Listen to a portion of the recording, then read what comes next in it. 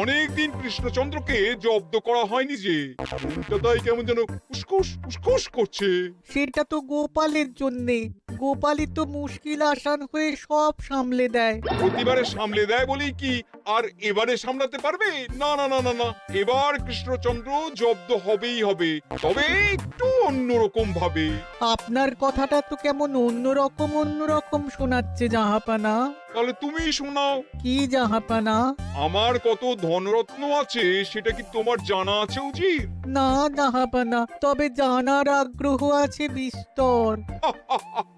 শুধু তোমার কেন, আরো অনেকেরই আগ্রহ আছে শুনলাম, আর সেটা যতক্ষণ না জানা যাচ্ছে ততক্ষণ মনটা কেমন খচখচ খচখচ করে।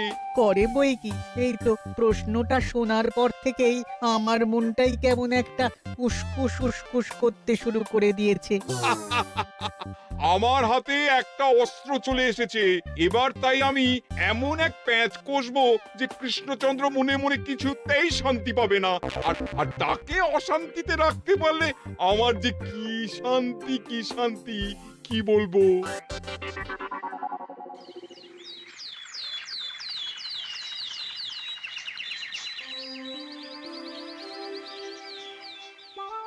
কি যে বলি, মানে এমন আমন্ত্রণ পেলে তো আর না বলা যায় না। যে আমন্ত্রণ পত্র পেয়ে আপনি এত উল্লসিত আনন্দিত, সেই আমন্ত্রণ পত্র কার মহারাজ? আমার অনুমান এই পত্র নিশ্চয়ই নবাবের। তোমার অনুমান একেবারে সঠিক রাজ্যতীষী। উমা, তাই বুঝি আপনি এত খুশি? সব দেখে শুনে আমারও তো খুব আগ্রহ জাগছে। সে তো জাগবেই, তবে আগে ভাগেই বলে না দিয়ে আমি দেখছি কার কেমন সব চিন্তা ভাবনা মাথায় আসে। খবর তো একটা আছেই মহারাজ, তবে কথাতেই আছে না, যত হাসি তত কান্না। তাই ভালোর বদলে খারাপটাই মনে আসছে যে বেশি করে। বোঝো ঠেলা, সবকিছুতেই খালি ঘেঁটে দেওয়া। সত্যি গোপাল, আজকাল যেন সবেতেই তুমি নেতিবাচক কথা বলো। এটাই তো গোপালের স্বভাব মহারাজ। সে যাই হোক, গোপালের অকর্মণ্যতা টের পেয়েই বোধ হয় নবাব শুধু আমাকে আর মন্ত্রীকে মুর্শিদাবাদে যাওয়ার নিমন্ত্রণ করেছেন। বেশ তো, ঘুরে আসুন না তবে, শুভস্য শীঘ্রম। তবে দরকার পড়লে এই ভাঙা কুলো গোপালকেই দরকারে লাগবে, কথাটা যেন খেয়াল থাকে মন্ত্রী মশাই।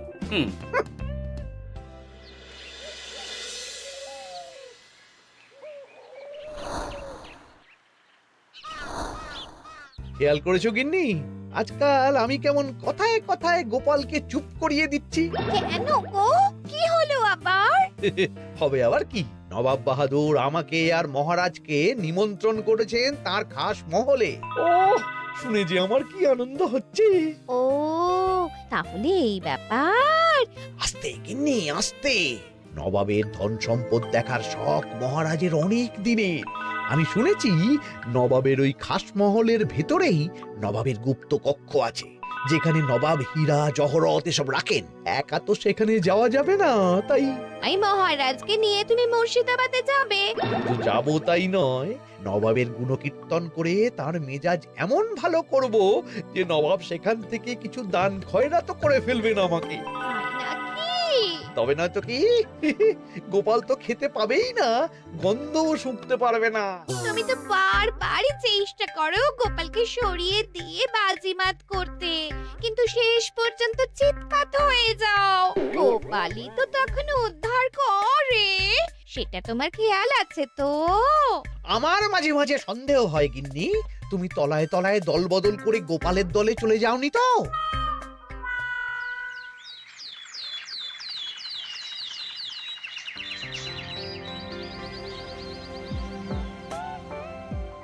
এবার বুঝলে তো দাদু, আমরা কিন্তু তোমারই দলে। ঝালে ঝোলে অম্বলে সব সময় তোমার সঙ্গে সঙ্গে থাকি। তাই যখনই পাই তখনই তোমাকে সেবা করার সুযোগ হাতছাড়া করতে চাই না, কি বুঝলে? তাই বলে পড়া ছেড়ে তোরা এখন দাদুকে হাওয়া করছিস? তুমি বুঝবে না দিদা, দাদুকে শুতে বসতে হাতে রাখলে লাভ আছে। সে তো বটেই, আর তুমি বা শুয়ে আছো কেন? তোমার কি কাজকর্ম কিছু নেই? পড়ে পাওয়া 14 আনার ছুটি কাজে লাগিয়ে কদিন ভাবছি দিব্যি গায়ে হাওয়া লাগাবো, বুঝলে গিন্নি? আর আমরা এসে সেটাই করে দিচ্ছি। সে তো দেখতেই পাচ্ছি। তা ছুটিটা কি সে শুনি? ওদিকে মহারাজ আর মন্ত্রীমশাই নবাবের কাছে গেছেন, তাই এদিকে আমি শুয়ে পড়েছি, এই আর কি। কথাতেই তো আছে, চাষি গেল ঘর, লাঙল তুলে ধর, তাই না গিন্নি? কথায় কথায় দাদু ভালোই দিয়েছে। কোথায় মহারাজ তোমাকে সঙ্গে করে নিয়ে যায়নি বলে তোমার আফসোস হবে তা নয়, উল্টে তুমি শুয়ে শুয়ে হাওয়া খাচ্ছ। আমার মন বলছে শুধু আমি নয়, নবাবও বাজাচ্ছেন ওদিকে। মহারাজ আর মন্ত্রীমশাইকে ঘটা করে কি আর এমনি এমনি ডেকে নিয়ে গেছেন সেখানে? হ্যাঁ?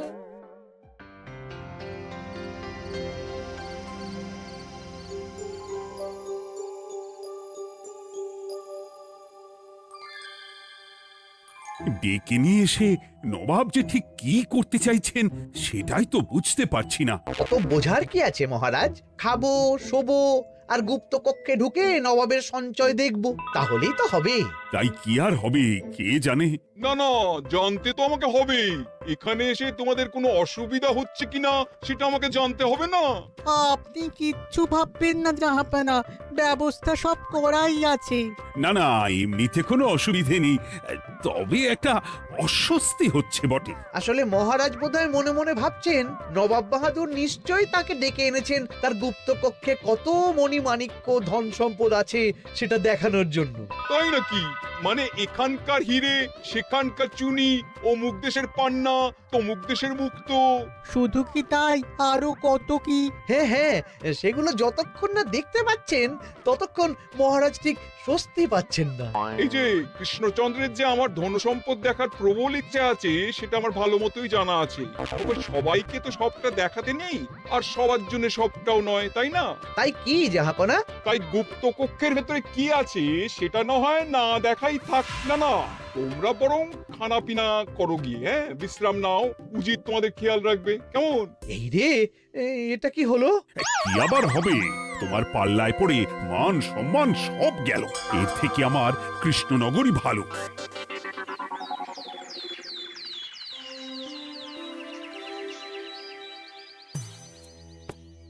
মুর্শিদাবাদ থেকে ফিরে আসার পর থেকেই কেমন থমথমে মুখ করে বসে আছেন মহারাজ। ব্যাপারটা কি? খাতির যত্ন কেমন হলো মহারাজ? কোনো ত্রুটি ছিল নাকি? না না, তেমন কিছু নয়, তবে যে উদ্দেশ্যে নবাবের কাছে যাওয়া সেটাই তো সফল হলো না। গুপ্ত কক্ষে ঠিক কি কি ছিল সেটাই তো জানা হলো না, তাই না মহারাজ? উদ্দেশ্যটা আসলে কার ছিল সেটা আমি এখন ঠিক বুঝতে পারছি। তোমাকে আজ সাফাই দিতে হবে না। সেই বুঝবেন, তবে দেরিতে বুঝবেন। কি আর করা যাবে, ফলে যা হওয়ার তাই হবে। না না, তাই বলে নবাব যেভাবে তার গুপ্ত কক্ষে ঢুকতে না দিয়ে আমাকে অপমান করেছেন সেটা আমি মোটেই মেনে নিতে পারছি না। মহারাজের এই অপমানের শোধ তুলতে পারে একমাত্র গোপাল, আমি নিশ্চিত। ঠিক বলেছেন, গোপাল যদি দেয় কোনো চাল তাহলেই নবাব হবেন নকল। না না, এর মধ্যে গোপালের ঢোকার কোনো দরকার নেই।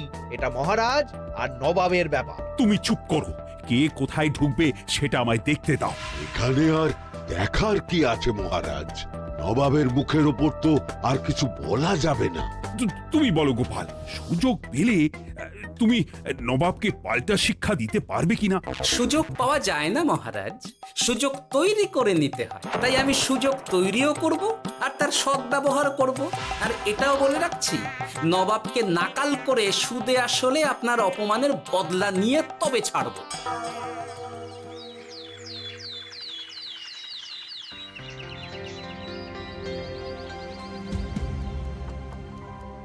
কি হলো জাহাপানা, আপনি যেমনটা চেয়েছিলেন তেমনটাই তো হলো। মহারাজ কৃষ্ণচন্দ্র মনের কথা মনেই চেপে রেখে মুখ চুন করে পালালো, তারপরেও আপনার মন ভালো নেই? না না হুজির, ঠিক জমলো না। তার উপর আবার এই বেনামি পত্র। সে কি, মহারাজ কৃষ্ণচন্দ্রকে অপমান করে তাড়িয়ে দেওয়ার পরেও জমলো না? হ্যাঁ, আর কোন পত্রের কথা বলছেন জাহাপানা? কে পাঠিয়েছে, কোথা থেকে পাঠিয়েছে কিছুই বুঝতে পারছি না। তবে দু চার কথা যা লেখা আছে এতে, তাতেই তো চোখ কপালে উঠেছে। আমার খাস মহলের ব্যবস্থাপনায় নাকি ত্রুটি আছে, অতিথি আপ্যায়নে বিস্তর গলদ। সেটা আবার 5 কান? এই না মানে এক কান হলো কি করে? কানাকানি হোক বা না হোক, জানাজানি হতে কিন্তু দেরি নেই। নাও থালা সামলাও, এদিকে গোপালও এসে হাজির। এমনি এমনি কি আর এসেছি জাহাপনা? আসলে মহারাজ এসে আপনার খাসমহলে ছিলেন বটে, তবে যে শয্যায় মহারাজকে শুতে দেওয়া হয়েছিল সেটা ছিল অসমান আর শক্ত। তাই আমি ছুটে এসেছি আপনার এইরকম নিম্নমানের সামগ্রী আর ব্যবস্থাপনা দেখার জন্য। এখানে আবার দেখার কি আছে? সবাই তো জানে নবাবের ধন সম্পদের কথা, এবার না হয় আমি নবাবের দৈন্য দশার কথা জানাবো সবাইকে। এসব কি হচ্ছে কিছুই তো বুঝতে পারছি না। প্রথমে এই পত্র, তারপর গোপালের অভিযোগ এই মাত্র। না না না না, এই রকম হতেই পারে না। কি হতে পারে না জাহাপনা? আমার শয্যায় কোনো গলদ নেই, আর এটা শুধু তুমি চোখেই দেখবে না, একবার শুয়েও দেখবে। আজ রাতটা তুমি আমার খাস মহলেই কাটাবে, আর ওই শয্যাতেই শোবে। হ্যাঁ, এই রকম করবেন না জাহাপানা, গোপালকে বিশ্বাস নেই, কখন যে কি করে ফেলবে তখন দেখবেন মাথা চাপড়াতে হবে। তবে এটাও শুনে রাখো গোপাল, যে গুপ্ত কক্ষ আছে যেখানে হিরে জহরাত প্রসাধনী সামগ্রী ইত্যাদি প্রভৃতি রাখা আছে, তার দরজা কিন্তু কোনো মতেই খুলবে না। সত্যি কথা বলতে কি, সেই গুপ্ত কক্ষ দেখার স্বাদ আমারও ছিল বটে, তবে কি আর করা যাবে, নবাব যেমন বলবেন সেটাই মেনে নিতে হবে। তবে মনটা আনচান করবে, এই আর কি। যাক, গোপালের মনের মধ্যেও অস্বস্তি ঢুকিয়ে দেওয়া গেছে তাহলে। বাবা, ছুঁচ হয়ে ঢোকার সুযোগ পেয়েছি, এবার ফাল হয়ে বেরোবো।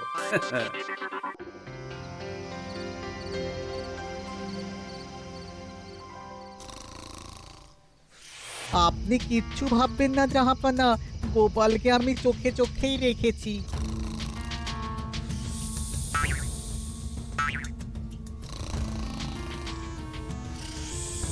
কিন্তু দেখে তো মনে হচ্ছে গোপালের শুতে কোনো অসুবিধা হচ্ছে। তা কি করে হয় জাহাপানা? অবশ্য কায়দা করে গোপালের মনে যে গুপ্ত কক্ষের ভাবনা ঢুকিয়ে দিয়েছেন, হতে পারে তার জন্যই সে আনচান করছে।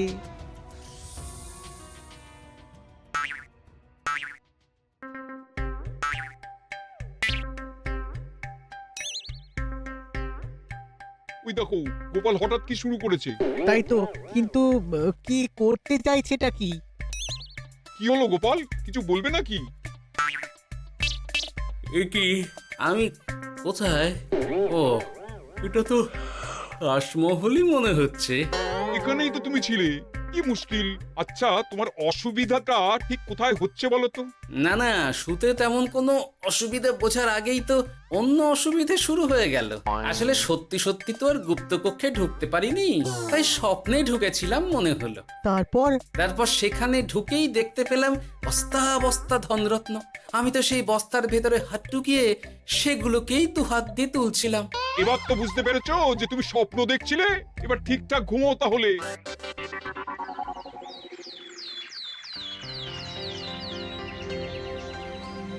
কাল রাতে গোপাল আচ্ছা ঝামেলায় ফেলেছিল। কবে ফেলে না জাহাপানা? আমাকে নিয়েই আলোচনা চলছে মনে হচ্ছে। ভুল কিছু মনে হয়নি, সে যাই হোক। এখন বলো দেখি, খাস মহলের শয্যাটা কেমন ছিল কাল রাতে? সে আর কি করে বলি জাহাপনা, স্বপ্ন দেখার চক্করে ঘুমের দিকে তেমন মন দিতে পারিনি যে। গোপাল মানেই গোলমাল, আবার বাহানা দিতে শুরু করেছে। তাই বলছিলাম কি, আর এক রাত না ঘুমোলে ঠিক মতো বলতে পারবো না। বেশ তো, আর এক রাত থাকো না হয়, তবে আমারও একটা শর্ত আছে। আগের রাতে তুমি স্বপ্নের ঘরে যা কাণ্ড ঘটিয়েছো না, তাতে জাহাপানা খুব বিরক্ত, বুঝতে পারছো নিশ্চয়ই। বুঝেছি তো, তবে যে কোনো শর্তেই আমি খাস মহলে শুতে রাজি।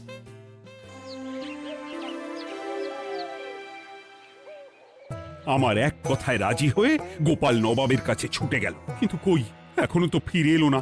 এমনও তো হতে পারে মহারাজ যে নবাব গোপালকে আটকে রেখেছেন। হ্যাঁ, কেন? গোপাল তো দাবি করে যে সে তার বুদ্ধির জোরে যে কোনো বাধা বিপত্তি থেকে বেরিয়ে আসতে পারে। এবার তাহলে ফেঁসে গেল কি করে? না না, গোপালের কোনো বিপদ হবে না, দেখবেন গোপাল এবারেও ঠিক বেরিয়ে আসবে। হ্যাঁ, গোপাল আসবে হেসে হেসে, মহারাজ দেখবেন বসে বসে। আমার ধারণা কিন্তু যে কোনো শর্তেই নবাব গোপালকে শায়েস্তা করেই ছাড়বেন।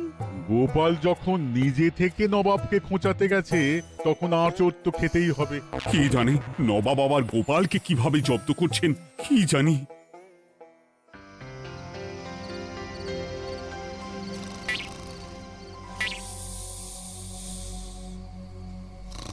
ব্যবস্থাপনায় কোনো ত্রুটি নেই জাহাপানা, তবে আজ গোপালকে না আচ্ছা জব্দ করা হয়েছে জাহাপানা। গোপালকে আজ আর বালিশ দেওয়া হয়নি। এমনটাই তো নির্দেশ দিয়েছিলাম। দেখি আজ মনে হচ্ছে গোপাল বিশেষ ট্যাপও করতে পারবে না। কিন্তু এ কি, গোপাল যে আবার উসখুস করছে। তাই তো দেখছি। এক্ষুনি গোপালকে ঘুম থেকে ডেকে তুলে দিতে হবে, না হলে আজ আবার একটা অনিষ্ট করবে। না না, আজ আর কিছুই করতে পারবে না, বালিশই তো নেই।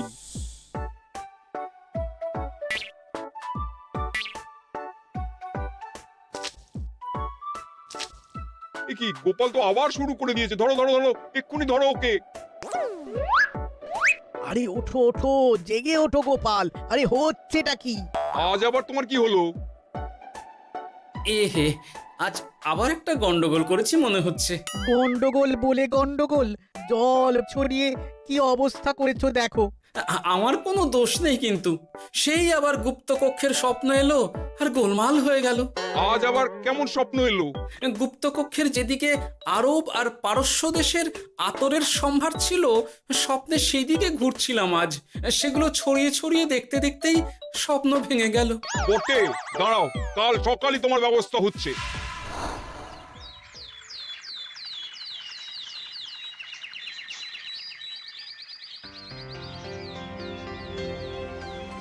গোপালের বিদায় করার ব্যবস্থা পাকা হয়েছে তো উজির? কি যে বলেন জাহাপানা, আপনি কিছু করতে বললে আমি কি সেই কাজ ফেলে রাখি নাকি? কি ব্যবস্থা করলে শুনি? তোমার তো আবার 18 মাসে বছর। এবারে আর সেটা বলতে পারবেন না। ঘোড়ার পিঠে চেপে এতক্ষণে হয়তো গোপাল কৃষ্ণনগরে পৌঁছেও গেছে। যাক, আপদ বিদেয় হয়েছে তাহলে। সর্বনাশ হয়ে গেছে জাহাপানা। আবার কি হলো? গোপাল তো ওই খাসমহল ছেড়ে যায়নি, উল্টে কোথা থেকে একটা ওই ঢেঁড়া জোগাড় করে এনে ওই সবকিছু ঘেঁটে দেওয়ার চেষ্টা করছে। বোঝো ঠেলা, এবারে নবাবই দেখুক কি করে সামলাবে।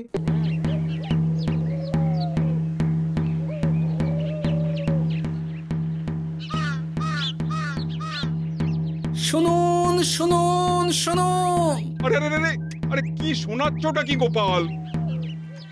এখনো শোনাইনি, তবে শোনাবো শোনাবো ভাবছি। সবাইকে জানাতে গেলে এই ঢাড়া পেটানো ছাড়া আর উপায় কি? কিন্তু জানাবেটা কি? এই যে নবাব যে অতিথিদের ডেকে এনে তাদের নিশ্চিন্তে ঘুমোতে দেওয়ার ব্যবস্থা করতে পারেন না, এটা তো সবার জানা দরকার। কি বিপদ! না না না না, এই বদনাম নিয়ে আমি গোপালকে কোথাও যেতে দেবো না।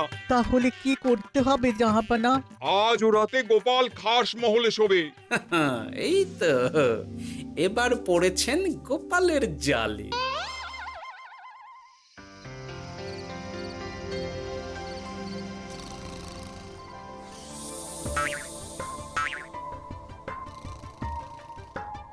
আজ গোপাল নিশ্চিন্তে ঘুমোবে। স্বপ্ন অস্বস্তি হওয়ার মতন কিছুই হবে না আজ। গোপালকে ভরসা নেই জাহাপানা, কখন যে কি করে ফেলে বলা তো যায় না। না না, আমি নিশ্চিত আজ আর কিছুই হবে না।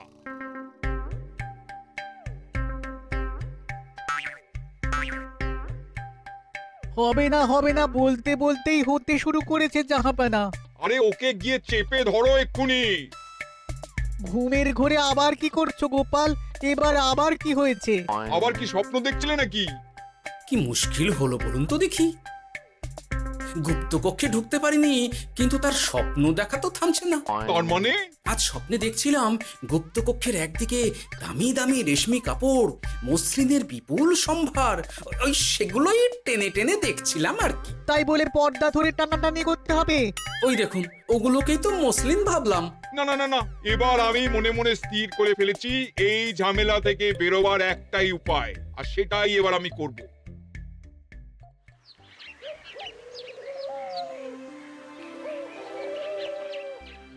গোপালের ফিরতে কিন্তু এবার সত্যিই দেরি হচ্ছে। দেখুন, হয়তো গোপাল বেশি বাহাদুরি দেখাতে গিয়ে ফেসে গেছে। ফেঁসে নয়, এই যে কেমন হেসে হেসেই এসেছি দেখুন। এই তো গোপাল ফিরে এসেছে। শুধু ফিরেই আসেনি, তার সঙ্গে আরেকটা সুসংবাদও নিয়ে এসেছি। হ্যাঁ, সেটা আবার কি?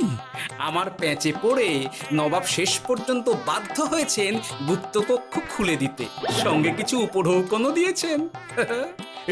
ব্যাপারটা ঠিক কেমন করে কি হলো বলো দেখি। বলছি মহারাজ, নবাব বাহাদুর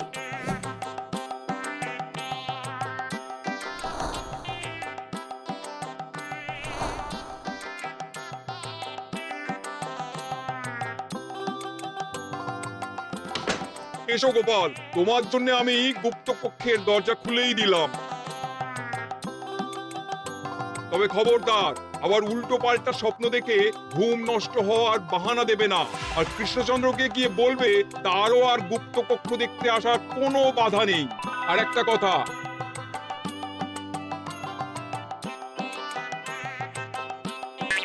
এইসব নিয়ে খুশি থাকো, তবে নবাবের খাস মহলের নিন্দে করে আবার ঢেঁড়া পিটিও না যেন। এমনিতেই সেই অভিযোগপত্র নিয়ে নবাব বাহাদুর চিন্তিত। সেই চিন্তা ঝেড়ে ফেলুন জাহাপনা, কারণ ওটা আমারই দুষ্টু বুদ্ধির ফল। অবস্থা বুঝে ওই ব্যবস্থা আমিই নিয়েছিলাম। হ্যাঁ, আগে হ্যাঁ। সাবাস গোপাল, তুমি তাহলে শেষমেশ যে কোনো উপায়ে নবাবকে মাথা নোয়াতে বাধ্য করলে। আপনাকে কেউ অসম্মান করলে আমি যে নিজেকে সামলে রাখতে পারি না মহারাজ। সত্যি গোপাল, তোমার তুলনা হয় না।